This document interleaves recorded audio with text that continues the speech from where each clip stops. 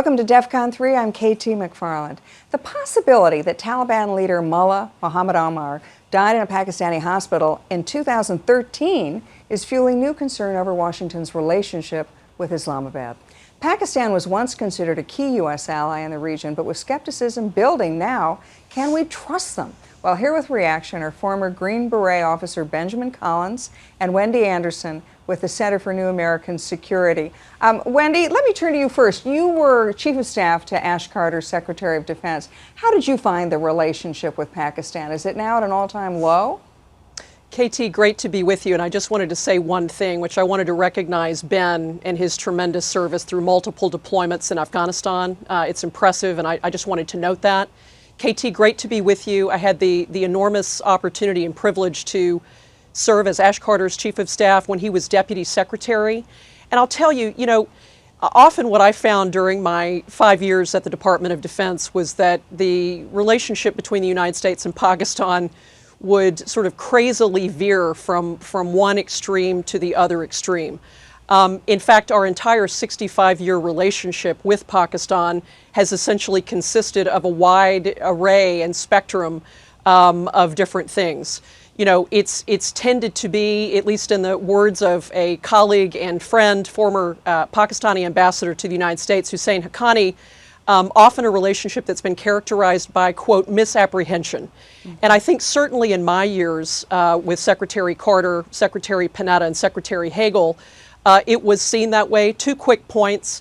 I would say that the relationship, America in Pakistan's eyes has often been a fair weather friend, committed as an enthusiastic supplier of military trainers and equipment when we needed them, but seen as a pretty much skittish friend who was often cold and scolding, the source of humiliation and embarrassment.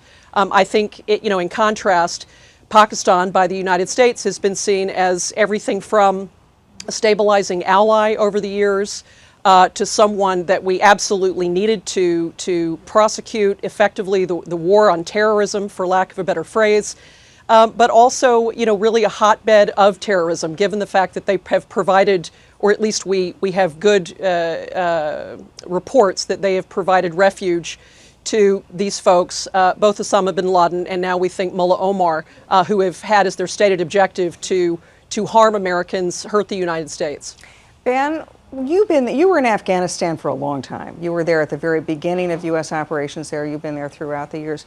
Has the relationship with Pakistan changed, or has it really, our perception of it changed? And I particularly want to ask you about the bin Laden raid. Would we have been able to pull off the bin Laden raid if we had tried to work with the Pakistanis, or were they playing both sides? So that's a great question, KT, and I think Wendy brings up something that is very relevant to the way that we view Pakistan. And I think that the West has a preconceived notion almost in how we operate with nation states, and Pakistan doesn't really operate that way. You have 3 competing organizations. You've got the ISI, their intelligence organization, you have their military, and you have their civilian government. And generally, those 3 organizations all have competing agendas. So while we might be working with the government, who truly does want to find and negotiate a peace process and bring some stability to the border region, that's not really in the ISI's incentive, for them to do so. So can we trust the government? I think we can trust the civilian government at times through our past. Can we trust the military and specifically the ISI? Absolutely not. I think the ISI has proven time and time again that they work against us. They harbor these individuals, they train them, they supply them with weapons. So I think from a strategic perspective, I think we're going to see a shift certainly in the way that the ISI and the Taliban are going to operate. From a tactical, I think that's going to pose, the biggest concern that we have. Okay, well, let me come back to you then. If the United States is pulling out of Afghanistan, what do we expect Pakistan to do once we leave? Are they going to support Taliban units? Are they going to be getting into a civil war? I mean, where do you think it goes next? So I think if you look at what's occurring right now on the ground, so we have a 50% increase in casualties. So there's 4,000 killed, 8,000 wounded. The operations have increased dramatically with the withdrawal of our troops. I think Pakistan, it's in their interest to see the Taliban come to the peace table because they do want that border region to be calmed. I think the divisiveness that we're going to see now with the death of Mullah Omar is one, Mullah Mansour, who was appointed the next commander, and then Haqqani, who was appointed the deputy. Two very different ideas of how they should move forward. One thinks they should be at the peace process, and one hates the U.S. with every bone in his body, and so he will continue attacks. So I think the ISI at this point might try to manipulate them towards the peace process, but I think this is an animal that's kind of gotten out of the cage too quickly, and they're not going to have a chance to get control of it, especially now that ISIS is involved, and you've got these younger Taliban fighters that are looking at a hotter, newer brand and comparing it with what they're seeing in the Taliban right now. Wendy, what do you think? Well, I have to say, Ben brought up a number of extremely relevant, timely, and salient points. I would just say a couple of things in response and also to add to what he said.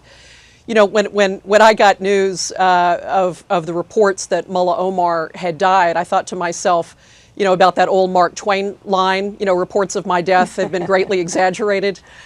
Certainly, we've heard for any number of years recurring rumors that Mullah Omar had in fact died. I think there's a singularly unique moment when news of his reported death came out a couple of days ago, in that both the Afghan government, the Taliban leadership, after they initially denied it, came out and confirmed it, and then the United States confirmed the credibility of the reports as well. And I think that, you know, the interesting thing about the reports of his death is the fact that it's both big news for the reasons that Ben lays out, but it's also simultaneously kind of entirely unsurprising because we have had these recurring rumors. And I think there are a couple of points that I wanted to touch on. One is, you know, Mullah Omar, for all of his imperfections, was the ideological leader and spiritual figurehead, if you will, of the Taliban for decades. And there really isn't anyone in the second tier leadership of the Taliban, at least that I can think of, unless Ben has another idea I'd love to hear, that really has that sort of gravitas or political and religious authority and legitimacy. And I think that as a result, it will be challenging for anyone. Mansour, we think, is the person that has been decided upon. We'll see in coming days if he remains at the helm. But I think it'll be really difficult for anyone to be able to essentially retain that role. And so I think we're at a challenging point in terms of who will succeed definitively Mullah Omar, whether that person will be able to retain the unity of the restive elements within the Taliban, and also what impact over time Mullah Omar's death will have on the peace process. You know, I think Ben raised a number of issues pointing to sort of what the U.S. Might do now, and I just wanted to say one thing about that. I think in terms of how this impacts the United States, I think probably not much right now. We have a policy of essentially helping Afghanistan with its security challenges, and also trying to defend and extend the gains over 14 years. And as you saw come out of the White House, very, very much committed to trying to continue to get the Taliban and keep them at the peace and reconciliation table. Okay, I'm going to give you the last word, Ben. How much, we're looking at Afghanistan, and you think there'll be, as you just pointed out, more fighting there. What's the reaction in Pakistan? How unstable could the Pakistani government come from being involved with the Taliban? So I think that's really going to depend on how much effort the Pakistani army, so now their military, is going to put up in their border operations. You know, I think many of us agree that, you know, Al Qaeda core in Pakistan at least is dead, but the Quetta Shura, so that essentially the council that manages that northwest frontier, that tribal area, they're still strong as ever.